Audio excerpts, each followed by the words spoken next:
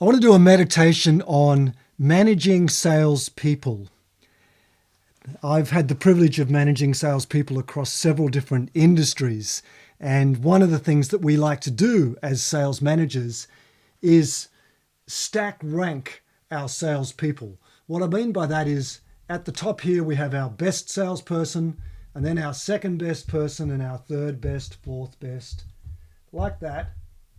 And every industry that I've worked in, I've got a curve like this. Sometimes the curve is a little bit higher. Sometimes it's even steeper than that. And most of the thinking in sales management goes like this. It says, look, wouldn't it be great? Wouldn't it be fantastic if I could just clone that person? If I could clone that person, then whatever they're doing, I can make the other people do the same thing. And I'll end up with this flat line here, and look how much extra revenue I would get. I would get all of this additional revenue by just lifting all these people up like this. And I'm here to tell you that that is impossible when you're managing people. And there's some reasons why it's impossible. I'm going to go into those reasons. But before I do that, I want to show you some extremes of this curve. The curve is sometimes called the 80-20 rule, or meaning 80% of your sales results are coming from only 20% of your salespeople, or 80% of the productive output from your channel partners, for example, is coming from only 20% of those partners. That's another example of the 80-20. You could also hear it called the Pareto rule. And in 2008, Mike Bosworth wrote an article that said that the figure had changed. Now 87% of productive output was coming from only 13% of salespeople. I don't know the accuracy of those figures, but this curve I've seen in every industry and every sales team that I've managed. So let's look at some extremes. Well, this is an extreme, and I call it the machine line. If I had a series of numerically controlled machines that were producing engine parts, if those machines were all specified the same, I would expect them to produce the same output. So machines that follow known knowledge, they follow algorithms, they can get an output that's very, very repeatable and reliable. Why can't people do that? Let's look at a couple of other extremes. Here's an extreme curve.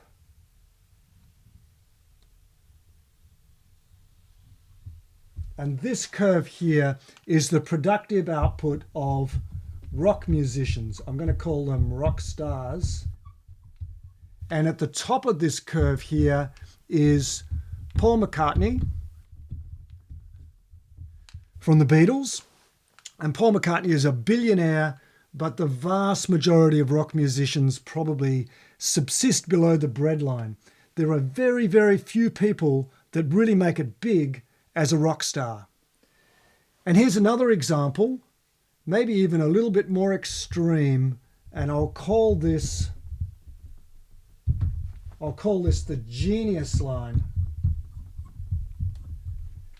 Look at the mathematical output, for example. Who created the most amazing mathematics in the 17th century? And we have one towering name here. We have Isaac Newton, who probably didn't even consider himself a mathematician. He was a physicist, but he created his own mathematics to solve his own problems. So these are extreme cases of the Pareto rule, and I'll show you one more extreme case. And this is a winner-takes-all game like Monopoly. Most people know the game of Monopoly. It's a board game.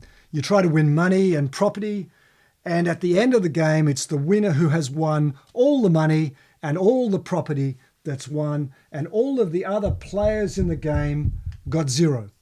So that's a winner-takes-all game. So now we start to see some of the factors that affect this curve. If you were to ask most people, they would say the reason these salespeople are outperforming all the others is because of talent. But, you know, I was that person in my first year as a salesperson in Norway. Back in the 90s, I was the top performing salesperson. I signed the biggest deal worldwide in my rookie year, but it wasn't talent. It wasn't my sales skill. I was very unskilled. It was luck. It was good fortune. And I wrote about that in 7 Stories, and you can read that story there. I've also been down the bottom here. So there are other things other than talent. It's useful to split out talent into 2 parts. Skill. Skill is following existing knowledge, and it's machine-like behavior. If we think of Paul McCartney, for example, we could say he had some skill. He could sing. Not a great singer, not the most skilled. He could play the guitar, probably not the greatest guitarist, but what he could really do that very few others could do was be creative. Paul McCartney wrote songs that millions of people know and have heard and can remember and play, and that made him a fortune. He was creative. When we think about luck, we don't usually think about lucky machines. So machines generally don't have good fortune and bad fortune, mostly. And that's because machines operate in a very controlled environment. We set up machines to do repeating knowledge in a controlled environment. But people, and I'm talking about people here, people most certainly do have good and bad fortune, as I did when I was up here. And certainly some people can have bad fortune and be down here. But what about system effects? Well, the winner takes all at Monopoly is a good example of a system effect. So salespeople can win deals or lose deals. And when you win a deal, you're the winner that takes all, and it's so much easier to win the next deal. So deal making is an example of not exactly winner takes all, but it's very hard to compete against the prior winner. We call that the incumbent effect in sales. So there's definitely a winner takes all effect that's pushing this curve this way. There's also some other system effects. For example, confidence. When I was very lucky and won a huge deal in my first year, I got a lot of confidence, which meant that I was confident in front of my buyers. Buyers like that. I felt that I was good at my job, even though I probably wasn't. So I persisted and I kept going at it. And that is a system effect on people. That doesn't happen with machines. So the curve here is a curve for people. So I've used some terms here. I've said that skill is what machines do, and humans have machine-like capabilities. We can follow processes and existing knowledge, act like a machine. And I've said there's a thing called creativity, which I said was creating new knowledge. And I want to give you a quick example of creativity so you understand what I mean. There is only one way to create new knowledge that we know of on planet Earth, and it is by guessing and checking to see if our guess is correct. But we have to guess with respect to a model. So have a look at this picture. You can probably look at that and guess the context of this picture. It looks like a child hiding behind a curtain, doesn't it? So that would be a model that we share. We know about kids. We know they like to hide. They like to play hide and seek. So we've understood a model of that world. But is it really a child behind the curtain? What might we do? Well, we could say something to the child like, "Where is that child? I can't find her anywhere. Where is she?" And we're predicting that we'll hear a giggle or something like that, that we know that that's the child behind the curtain. But suppose there was no giggle, there was no sound at all and no movement. And we'd think, that's strange. Maybe my guess was wrong. Maybe I had the wrong idea of that model, the wrong knowledge. So then I would go and pull the curtain aside and have a look. And then I might see something funny like my partner had decided to play a trick on me and got a mannequin and put the child's socks and pants on, and it was not even the child there at all. or maybe something sinister and the child was there tied up with a mask over their face, with it taped over their face, and they're being kidnapped. Who knows? We could imagine all kinds of scenarios from this. And imagining is the guessing, and then checking, going and having a look, talking to them is what we do to check whether our knowledge is correct. And that's how we build up new knowledge. And that's what people can do. So I'm going to create a little table here to make it more clear what salespeople can do that's different from machines. And I think it will help you understand how to manage them better.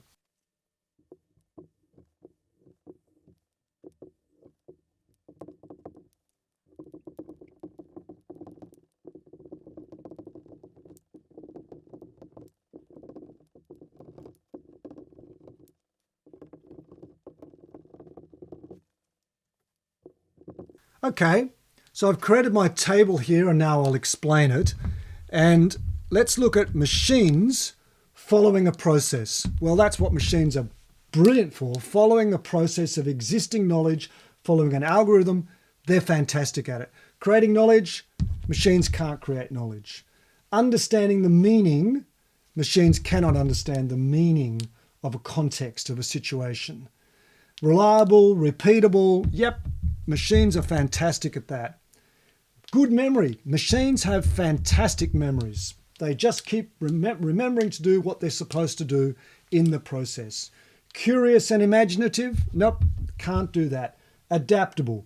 Well, we can reprogram, recode machines somewhat, but in general, we buy them to do a particular job. That's what they do. Let's look at people. Follow a process? Well, not great.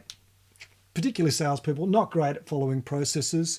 Creating new knowledge, yep, we're definitely good at that. We can do that.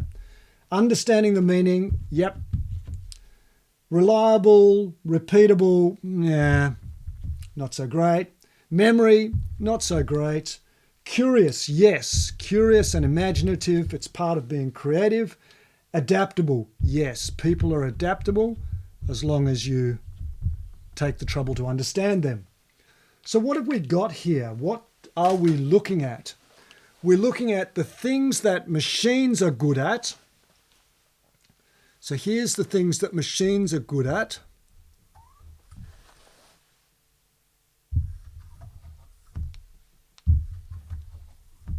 And here are the things that people are good at. And it's not a surprise, by the way, that most of our sales tech, all of the thousands of sales enablement programs, they are designed to do the things that machines are good at, to help us with process, our CRMs, all of that kind of stuff, to help us remember what we're supposed to do next. But they're not very good at helping us with the people stuff. The machines are not very, they can't create new knowledge. They can't understand what's needed at any particular phase. And they're not very adaptable. So we really need people. So let's, thinking about that little example of creativity that I showed you where we're looking to understand the child behind the curtain, let's think about a very simplified sales process, starting with creating interest. We need to be able to create interest to start a conversation. To start a conversation with a client, we have to have some kind of model of that client. You can imagine the child behind the curtain. We have to have some understanding, some idea, some context of what the buyer's situation is like so that we can make an approach. Then we have to make a creative guess at that approach, and we have to check to see if it's working. So that is creativity. Now we need to go and make a solution.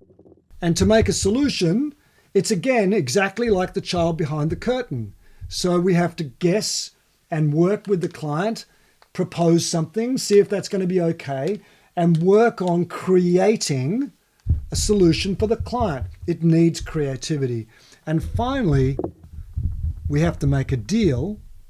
And to make a deal, exactly like the child behind the curtain, We have to imagine what that deal could look like. We have to be curious with the client. We have to talk to them. How should that deal work? It requires creativity. So you can see that creativity is an essential part of the sales process, of what it takes to be a salesperson. It's one of the things that pushes the curve down. When we're being creative, we create story content for other people, for our buyers, for the people inside our company. And this is another system effect. This is the effect of memes, not funny internet cartoons, but culture and content that gets copied from one human brain to another. So Paul McCartney created songs, and songs are an example of memes. They get replicated from person to person. So do stories, and salespeople use stories. And so do geniuses. Isaac Newton created calculus, and that's a meme that gets repeated from person to person because it's so powerful. It's such a useful technique. We also call that a crane. So another system effect is the effect of memes or story. And I'll just say two more things about the difference between machines and people. And that's this. Paul McCartney did not work on his own. He had collaborators. He was part of the Beatles. He had John Lennon and George Harrison and Ringo Starr and other people supporting him. So there is an effect here that's unseen.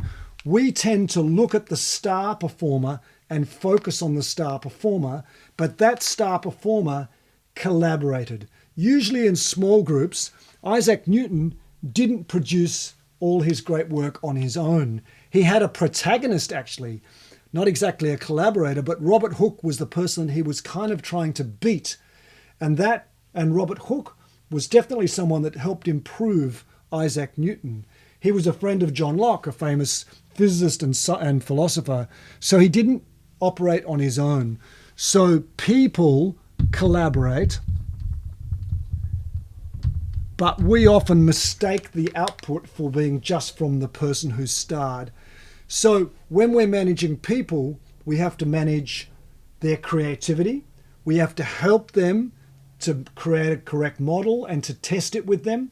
Is that really the right model? How do we guess at what's really going on with our buyer? How do we check that? That's the art of being creative. Coaching is huge.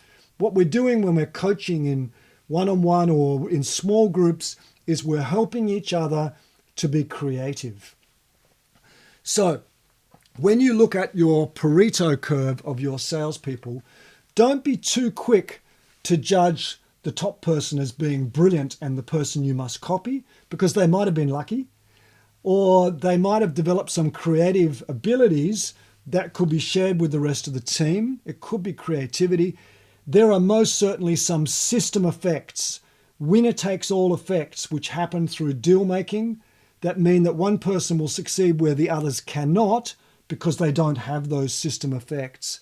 So think about managing people behavior separate from machine behavior. We can definitely help our salespeople with the process, reliability, and memory aspects of systems that we can put in, machine-like systems, but to truly manage the performance, because this curve can be lifted infinitely. People can create infinitely more value when they create new knowledge, but we'll always have that shape. We'll always have that shape. So a little meditation on the difference between machines and people, and thinking a bit differently about how you manage people. And I'll just say one more thing, and that is that the instruction set for machines is the algorithm, which is put in form of code, and the instruction set for people is story.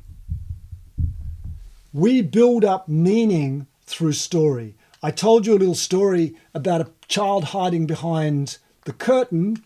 Was that the meaning? No, maybe the meaning was the child was a dummy. What was the meaning? We get meaning from stories, and that is the instruction set for people, most particularly salespeople.